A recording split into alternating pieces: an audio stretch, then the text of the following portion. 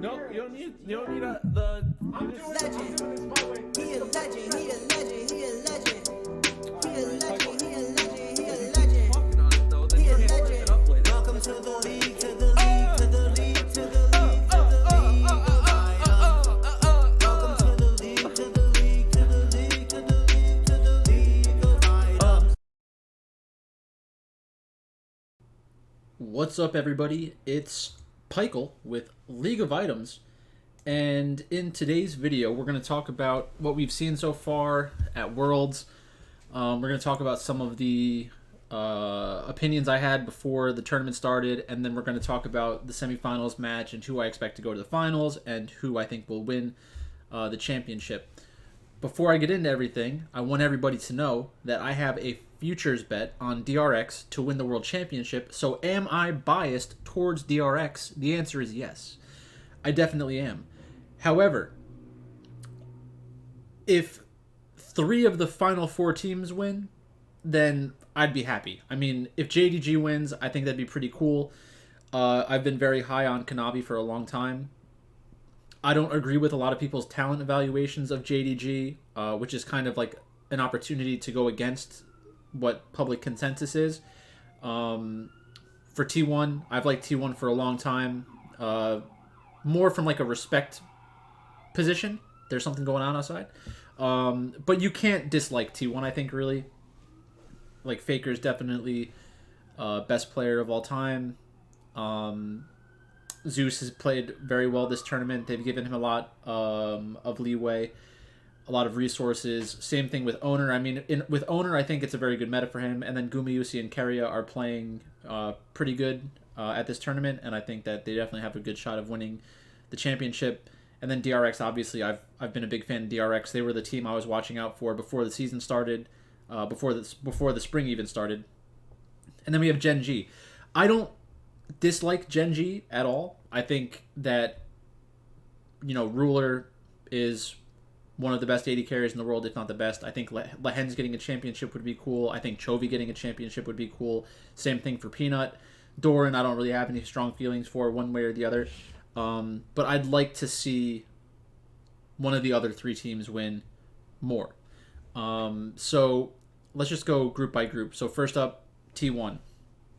In their group stage, a lot of people were thinking that it was going to be a weaker group. I think that T1 and EDG are both, strong teams. I think they probably both outperformed expectations a little bit, but not by a lot. I think that the meta is definitely better for T1 than it was for EDG, and I think that's part of the reason why EDG ended up losing in the quarterfinals against DRX, which was a great match, one of the greatest matches I've ever seen in my life. We could just move on. JDG, I think that JDG, this group was really, disappointing. I think that G2 and Evil Geniuses both didn't play very well. Jojo Pyun had a really good tournament. Inspired had a pretty good tournament. I think that EG's coaching staff let them down a little bit. It was obviously a very difficult group. Damwon and JDG are both very strong teams. It was unlikely for EG to get out of this group, especially without having Danny. Apparently, a lot of their coaching staff and the organization is getting changed up a lot. I think it's going to be a good thing for EG. Everybody's saying that, Rigby leaving is going to be bad. Peter Dunn leaving is bad. Peter Dunn did a good job with talent acquisition. He's not really a hands-on coach. He's more of a manager. And then you have Rigby. I think Rigby is a horrible drafting coach. I think that he held back EG consistently throughout the year. So it's kind of a good thing that he's leaving, I think, for the players that are on EG, assuming they can keep most of the same players. Damwon had a great match against DRX, or against Gen G. And I really think that they had a great chance to win that in the 5th game. The way that game ended was, an explosive team fight, a lot of fun to watch. You should definitely go check out that game if you didn't watch it. But the Damwon performance wasn't surprising to me at all. Showmaker's awesome, Canyon's awesome, and then Deokdam and Kellen.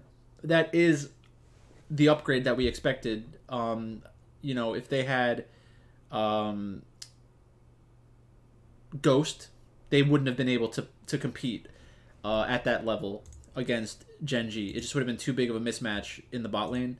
But Diakdom had a very good match. Once he started playing Aphelios, it really turned things around. And it's funny how, sometimes it takes a couple of games for teams to go back in that direction and play the champions that helped their players express themselves the best. In Group C, obviously Top Esports was a huge disappointment. I'm not surprised that it was a big disappointment, partially because the talent evaluation of Tian was probably incorrect. Wayward, I think, was overrated going into this. Mark was overrated going into this. Knight, great player. Jackie Love, very good player. But, did I expect them to miss? No. Am I surprised that DRX beat them? Also, no. DRX, the reason why I've been so high on them for so long is because of the talent that's on this team. Piosik, one of the best junglers in the world. I said that before the tournament started, and I'll say it again. Zika, one of the best mid laners here. If you go to one of my other videos and you look at the best players and teams at Worlds 2022, if you go to like the 19-minute and 30-second mark, I said if DRX makes a deep run in knockout stage, it's going to be because Piosik and Zika are as good as I think they are. And going into next year's tournament, if DRX makes it back and Piosik's not on military service, people will be like, oh, Piosik and Zika, so good, and they'll expect more from them. But you don't always need to see somebody perform at the highest level to kind of trust or believe that they will be able to operate at that high level. You just kind of have to see it and believe in it, I guess, for yourself. Deft has had a good tournament. He's played much better recently than he did at different points throughout the spring and the summer, which is not surprising because he will be remembered as one of the best AD carries from this generation. It's just, right now he's not at the level of Ruler or Viper, so it's going to be important for DRX to draft accordingly, which they should be able to do. But, hopefully they put up a good showing in the next round. And then we have Beryl. Beryl has a great champion pool. Kingen did well in the last match against Noguri, but he is not the focal point of this team. He's not going to be the difference maker normally. In this matchup against Doran, could he be the winning difference? That's an interesting question. Maybe we'll talk about that later. And then last but not least, we have Genji. Genji looked very strong and pretty dominant in most of their games. The fact that they were potentially going to sweep Damwon would have been a great betting opportunity. If Genji actually swept Damwon, then it would have been an even better spot for whoever came out of the DRX EDG series to bet on them. The fact that it went to 5, I'm not sure. It really shouldn't change our opinion of them that much. They played well. They drafted okay. I didn't love their Game 5 draft especially. I think that Damwon should have probably won.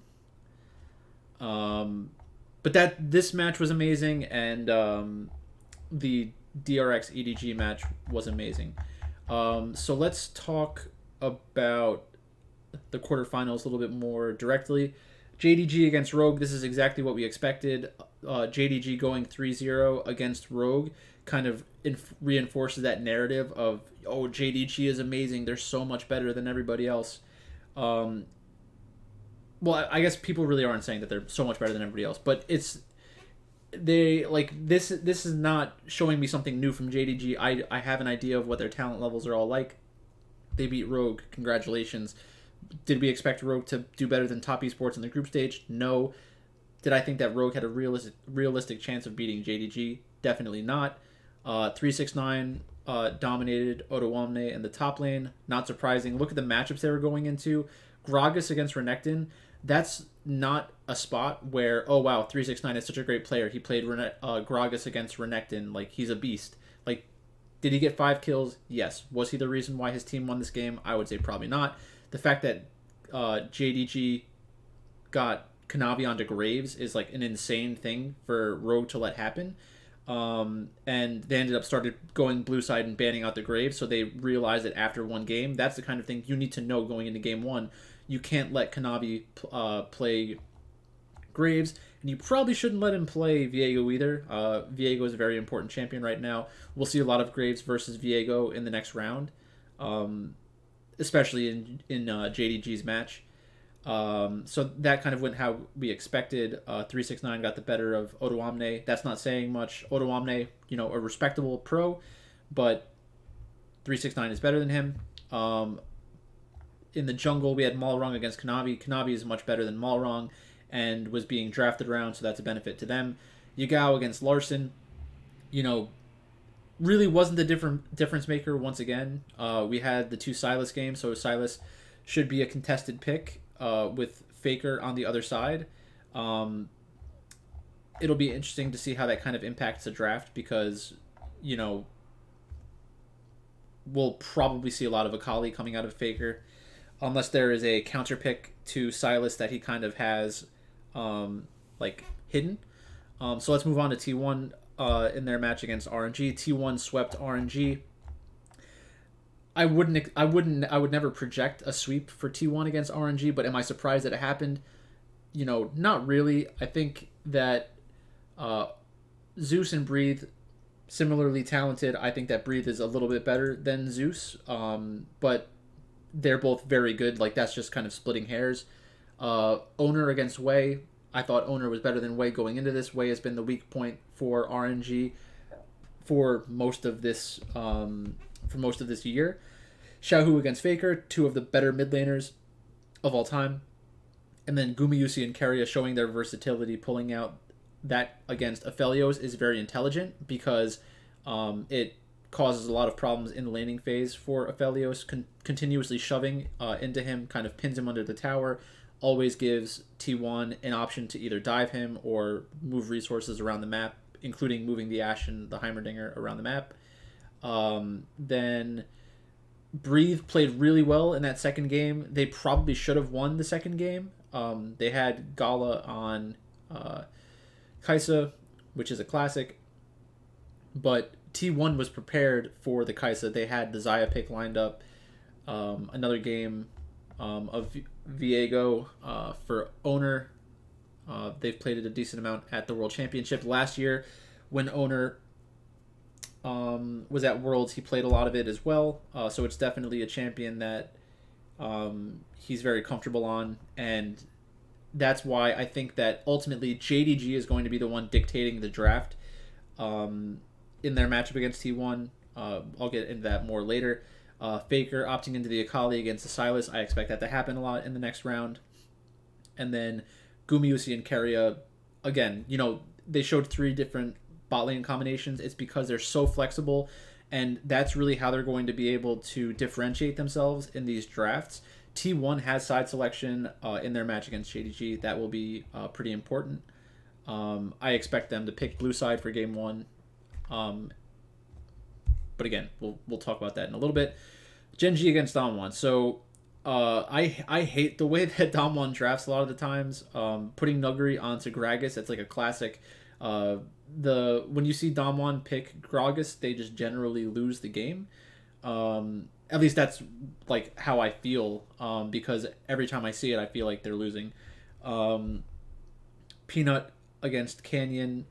Peanut in this match against Canyon got the better of Peanut consistently. I think that this kind of was evidence for my opinion that Canyon and Kanavi are the 2 best junglers that are at this tournament. Piosik has played really well. I think that Piosik has played better than Peanut, and I think that Piosik is better than Peanut at this point in their respective careers. So Damwon played a lot of different champions and was allowing some of the what are considered overpowered champions to go to Gen G. They gave up Yuumi several times, and that really hurt them. If they weren't giving away if they didn't give away Yuumi in games 1 and game 2, I think that Damwon probably wins this match. Then they took the Sejuani and put it into the top lane, which was very smart because you're taking away a good champion, and then you're still allowing Canyon to be on a carry champion. We had the Kayn game, which was interesting. The Wukong game, that's really not what I want to see Canyon on. Is Canyon good at Wukong? Yes. Is that a champion that can carry hard enough? In my opinion, no. That was kind of a partial response to the Yumi. Then we had him on Viego, wins, Viego wins again. Last game goes back to the Kane, and this game just didn't really work out for them as well. He got put pretty far behind in the early game, and then even though they had a lead at one point, they like Showmaker had a really good pick in the mid lane and stunned like four people on his own. It was a really good match. I'm not trying to take anything away from Genji or Damwon. Super competitive. I think that if Damwon had an easier matchup in the quarterfinals, they probably would have advanced against most teams. But they had the unlucky draw of playing against Genji. Then we had DRX against EDG, and this was a very frustrating. This was a very frustrating one to watch. The first draft, they kind of were consistently getting punished by not having good enough engage options. And they did a much better job of drafting around that afterwards. So in the first game, that was really the big difference. There were two problems. They didn't have enough engage, and they didn't have enough disengage either. So there were always flanking opportunities for EDG on the Kennen and the Azir, and we saw that really play a big difference in the dragon fights specifically. There were a couple of times where DRX put themselves in a compromised position, and then EDG just utilized the flank and destroyed them. In the second game, this was a wild game. Deft was about 0.2 seconds away from ending the game, but then an inhibitor respawned, and EDG was able to win the game. I think that we should not be surprised to see Deft on Ezreal and stuff like that. This is a draft that, again, I don't like this kind of draft when you're putting Pyosik onto something like Poppy. They are the blue side team. They should be opting in for Graves, in my opinion. Graves is a super strong champion right now, and it's not an engage option, but you can get engage in different parts of your team. I think that's really why they wanted the Poppy, though, was for the engage. In game 3, and so let's be clear, DRX should have won this match 4-1. They played better in 4 out of the 5 games. Game 3, again, a very low engage composition. Aatrox can kind of do a little bit of pseudo engage. Sylas can kind of do the same. Being able to steal away the ult from Renata is also a way to help engage. Same thing with stealing Kallista's ultimate can help engage. Draven can kind of help engage if he gets a pick onto somebody with his E. That's not going to happen most of the time, but he also disengages pretty well. The healing coming out of Kindred and Soraka is a very good combination. Same thing with Sylas, same thing with Aatrox. There's a lot of self-heal and healing from the Soraka, so that was a very interesting team composition. We don't normally see Deft on Draven. Kindred is one of Pyosik's best champions, so those are all very interesting things in my mind. I think that Pyosik, once they locked into Kindred, I was pretty happy about that one. Game 4, we get another engage option from them, throwing Pyosik on Sejuani. Against someone like Jai, I think maybe that's fine. I don't want them to draft like this against Genji. I think that would be a mistake. And then game 5, we got the Viego. So, now we can kind of talk about what it's going to look like in the next stage. The matchup JDG against T1, so let's talk about that first. I think my gut says that T1 is the better team, and I think my talent evaluation says that as well. So in the top lane, Zeus against 369. I think that Zeus is better than 369, more consistent than 369, and I think that T1 will be able to draft accordingly. I think that the reason that's going to happen is because of what's going to happen in jungle and mid. So JDG will probably put a really high value on Yagao getting onto a champion that he's comfortable on. I think that they will be getting Sylas more than Akali, which is potentially a big problem because the Akali side of the matchup is a little bit favored. I know that I know that Zika played insane on the Silas, and you would think like that the matchup should go the other way because he was solo killing Scout consistently in that last game. But the Akali is very powerful because it's getting not a free laning phase, but essentially a free laning phase against the Silas normally, like in normal conditions where one player isn't completely dominating the other one, which was very surprising. I think that RNG will also be placing a higher, or no, not RNG. JDG is going to be putting a higher emphasis on the Viego than the Graves. So since T1 is going to be blue side, I think that they should be picking their preferred side of the jungle matchup, which I assume is going to be them picking Graves in game 1, forcing JDG to maybe ban it in game 2. I think that since T1 is placing a higher priority on getting Graves, I think that JDG is going to respond by locking whatever other jungler is not picked, plus the Sylas, because Sylas is a good champion for Yagao. I don't think that Yagao is as good as Faker, but if he gets Sylas 5 games in this series, can he make a huge difference? The answer is yes. So it's going to be jungler, and probably mid lane. Then you'll go back to T1. If Aatrox isn't banned, maybe they're comfortable blinding Aatrox. Otherwise, they'll take a very strong bot lane combination.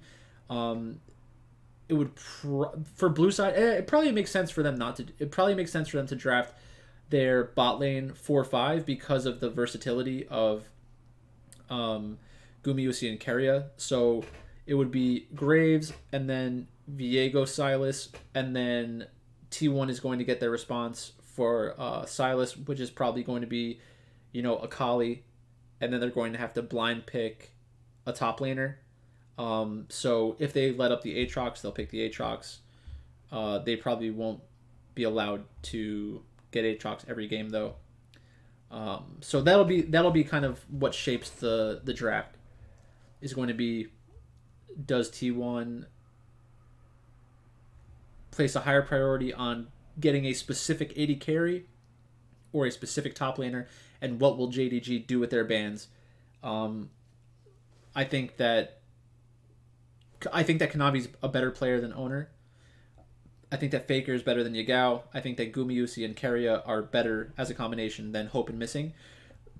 So that means I think that T1 has an advantage in top lane, mid, and in the bot lane. I think that JDG has an advantage in jungle.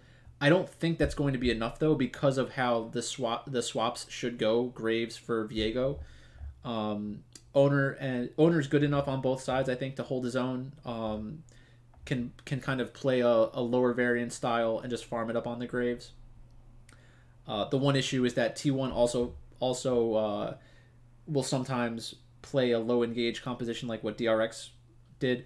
And that does scare me. I think that JDG's drafting will be more what people expect, and T1 is looking to create an advantage in the draft by playing something a little bit like off meta, which I think is the right way to do it. It's just, are they, able to execute? So I think the burden of execution is on T1 side because they're opting into more difficult drafts, even though their team is the more talented team in my mind. Like I said before, ultimately I think that T1 wins this match and will be in the finals, leaving us with the other side of the bracket. So we have Gen.G against DRX. It's going to be a tough match for DRX. I think that my heart says that DRX has a good chance to win because of Pyosik. But Doran against Kingen will also play a big role in this match. It'll probably be surprisingly low variance from the mid lane. I think that if Chovy or Zika is able to make a huge impact in this series, it's going to come outside of the laning phase. I don't expect them to dominate one another in the laning phase, even if it's a very volatile matchup. They'll probably try to help the side lanes more often, because now teams are going to start expecting Zika to play out of his mind, or at least are more open to the possibility that he's going to play out of his mind. So in the top lane, Doran against Kingen. I think that Kingen will have better matchups than Doran. So top lane should be DRX favored because of how I expect the drafts to go. In the match between Gen.G and Damwon, you'll see that they're kind of hamstrung by Doran's champion pool. Like, I think the fact that that Damwon opted into Gragas into the Renekton kind of shows that they aren't afraid of the picks that Genji was making. And they're also not afraid of him getting like a Camille, which is kind of a good sign. Lost that matchup there. That was a pretty big one. The Sejuani against Maokai. So that's kind of what my gut is saying for that. Then in the jungle, Pyosik against Peanut, I think it's going to be very similar to the previous match. I think that Peanut is going to be playing a lot of Sejuani, a lot of Maokai, a lot of Poppy, a lot of these tankier champions to get engaged onto their team, which isn't a mistake. It's just it's going to allow Pyosik to have more freedom in the early and mid game. So it's playing into the compositions that DRX will want to run, which is great as a DRX supporter for the next round. Genji has side selection. Genji will most likely pick blue side, which really shouldn't hurt them. It shouldn't hurt DRX that much because it just means that DRX will get their choice of jungler probably, Genji will get their choice of jungler. DRX will probably respond with a jungle pick and the Sylas if it's not banned, or they could. They probably don't want to just lock in. They might want to lock in Aphelios actually. They might just want to go like beat Aphelios or ban it. I think that might be one way they go in the draft actually. Then in the mid lane, Chovy and Zika, I think that we are more likely to see Genji pick like the Victor blindly, and for that to be like a mistake. I think that we may be expecting too much of Zika at this point. Like, do I think that he's a very good mid laner? Yes. Do I think that he's on Chovy's level? Not necessarily. Chovy might still have a little bit of separation there, at least in the laning phase. But at the same time, Zika is a playmaker, so this is really the opportunity to show that to the rest of the world. In the bot lane, Deft and Beryl against Ruler and Lehends. Ruler is better than Deft at this point in their careers. Beryl and Lehends both have interesting champion pools. They're willing to play things like, well, Beryl has a more interesting champion pool to me. Lehends will pull out like a Singed, which is kind of insane. I think that there are ways for DRX to win this match. I think it's more likely that Genji wins. I hope that DRX wins because I'd love to see Pyosik kind of get that confirmation that they're a very good player, because I do think they deserve it. They've played really well the past couple of years. It's just that their team kind of exploded after Chovy and Deft and Keria. They had Chovy, Deft, Keria, Pyosik on one team. Just crazy. But that all disappeared. So I think it'll probably end up being a T1 Genji final. If it's a T1 Genji final, I think that it's going to be very similar to the match between Genji and DRX. I think that DRX and T1 are the two most similar teams in terms of playstyle at this point in the tournament. I think that JDG is, a little bit held back by their mid laner at this point. I think that Yagao is really who you should be attacking. Hope could have a really good match if they kind of just try to play Aphelios into everything, force T1 to be the aggressor. That could be an interesting kind of angle for them. But let's talk about the talent going into the semifinals. So let's rank all the top laners, junglers, mids, etc. So I think at this point, I think that Zeus is the best. I think that 369 and Kingen are pretty similar. I think that Doran is the worst one remaining. If you wanted to throw it like this too, I guess that's fine. I think that Kingen has the ability to play up on 369's level, and 369's variant playstyle kind of limits him a little bit. In the jungle, I think that Kanavi is the best. I think that Oner and Pyosik are both better than Peanut at this point. So it probably looked like that. So we have Kanavi and then Piosik and Owner roughly the same, and then they're both better than Peanut in my mind. In the mid lane, we have Chovy, I think is the best. I think that Zika and Faker are on the same level right now, and I think that Zika has the upside of being on Chovy's level. I don't think that Yagao is honestly very close to Zika, Faker, or Chovy, which should mean that it's a big problem in the semifinals.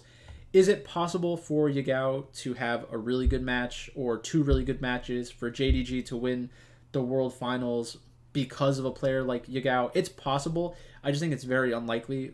The scenarios where JDG wins will almost indefinitely have, Kanavi playing very well or Hope playing very well, and Yagao is either the fourth or fifth best player on their team. So, is it possible that Yagao carries JDG to a championship? I guess, anything is possible, but it seems extremely unlikely to me. And then in terms of bot lanes, we'll just rule them. We will rank them together. I think that Ruler and the Hens are the best bot lane remaining. I think that Gumi, Yusi, and Keria are probably the second best bot lane remaining. I think that Hope and Missing are on a very similar level to Gumi, Yusi, and Keria. I just don't think that they're as good. And then Deft and Barrel, I think, are the worst remaining. I think that the drafting style of the bot lane for T1 and DRX will be very similar. I think that their approach to their drafts in the quarterfinals was pretty similar.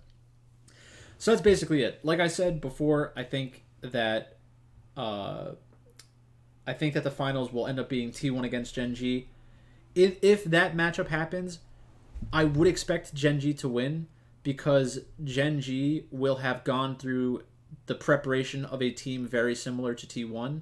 So it would require T1 to have some kind of unique draft angle to compete with Gen G. My fear is that T1 or DRX or both just lose games because of their tendency to draft very low engage compositions, and that's a huge problem.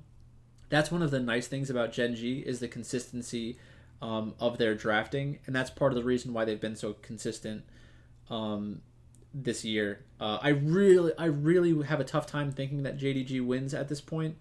Part of that is because I think that the narrative has gone a little too far with them. Not that a narrative will impact their ability to play. It's just,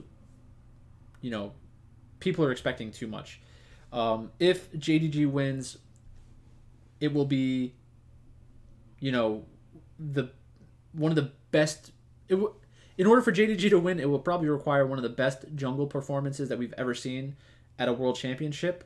At which point, Kanavi will be thought of as one of the best junglers, maybe of all time. If JDG wins this, and I think you could probably make the argument that Kanavi is one of the best junglers of all time from a talent perspective, regardless of what happens in his career from this point. I think his ability to kind of dominate other teams, other very strong teams, is pretty unique. It's just different. It's a different level of domination and control in the jungle. So I'm excited to watch the semifinals and finals this weekend. I'm not 100% sure if I'll be, or the semifinals this weekend. I think then there's a break. I'm not 100% sure if I'll be able to watch the games on Sunday, but I'll definitely stay up to date on my phone. For those of you that made it this far, thanks so much for watching. Let me know who you think will win Worlds in the comment section below. Please give DRX your energy. I would like it very much if they won the World Championship, because I would win money. But that's all I've got for you today. Thanks for watching, and I'll talk to you later.